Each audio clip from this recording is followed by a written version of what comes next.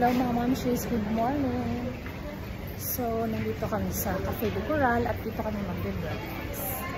Etong Cafe de Coral ay sa taas lang ng Chungking Mansion. So, mabilis lang kami dito mga momshies at eto nga pala yung kinain ko. Grabe, sobrang sarap nga pala talaga dito. Malapit lang din ito sa taas lang ng Chungking Mansion.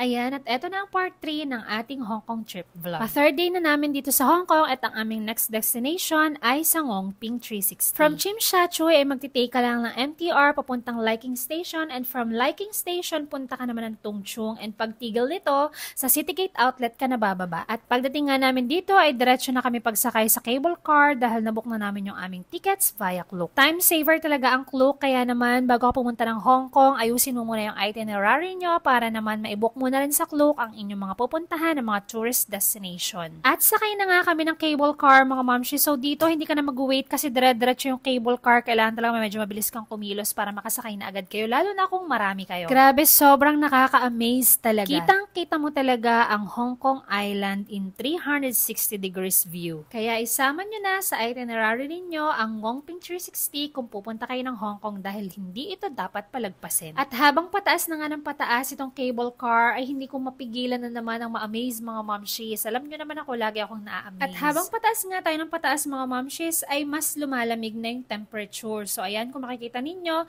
sobrang foggy na dito sa bandang paitaas. At alam ko, may magtatanong sa inyo, pasan ba yan momshi? Yung cable car na yan, hihinto pa ba yan? Yes momshi, hihinto pa yan. And pag hinto nitong cable car na to, ay doon na tayo sa Ngong Ping Village. Sa part na yan mga momshies, ay sobrang tuwang-tuwa talaga ako and amazed na amazed sa creation ng ating Panginoon.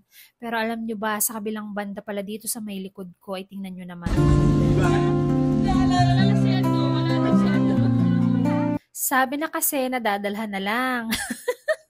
Ayan, at after ng drama, ay nandito na tayo sa Ngong Ping 360 Village. So ayan mga momshies, napakaganda dito and sobrang nakaka-refresh yung weather. Pagkababa namin dyan, meron kaming shop na pinasukan at nagpicture-picture kami kay Doraemon. So ayan, yung umiiyak tingnan nyo naman, masaya na siya, nagpipicture-picture na siya. And after nga namin magpicture-picture mga momshies, ay naglakad na kami. So more lakad talaga. So ang balak talaga namin mga momshies ay umakyat sa Big Buddha. So you have to take several steps bago ka makarating doon. But this time, hindi na talaga kami nakakit dahil sobrang kapal ng fog and syempre may mga kasama kaming mga bata.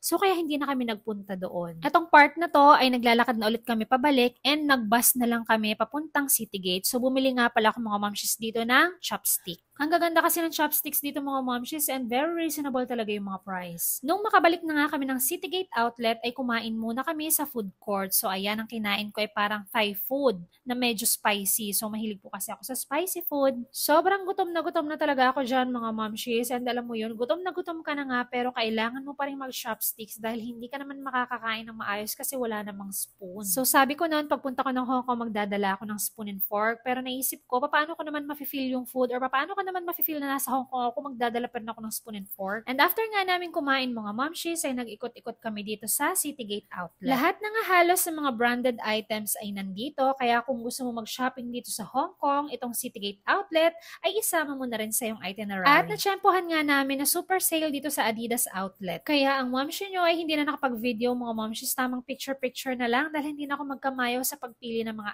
items. Sobrang mura kasi talaga at ang laki ng na-save namin. After namin sa Citygate Outlet ay sumakay na ulit kami ng MTR papunta naman ng Mong Kok. Dahil dito kami mamimili ng mga souvenirs, pampasalubong, and chocolates na din. 30 minutes nga lang pala galing Tung Chung papunta dito sa Mong Kok, kaya napakabilis lang din ang biyahe. Ayan, at nandito na nga kami sa Mong Kok mga momshies. Grabe, sobrang daming tao dito para kang nasa Divisoria. At halos lahat na rin talaga ng bilihin mga momshies ay nandito sa Mong Kok. Ang sarap mamili ng mga souvenirs dito sa Mong Kok mga momshies kasi sobrang mumura talaga. Nasa sayo na lang talaga kung paano mo sila tatawaran kasi talaga nagpapatawad sila kahit wala kang kasalanan. Char.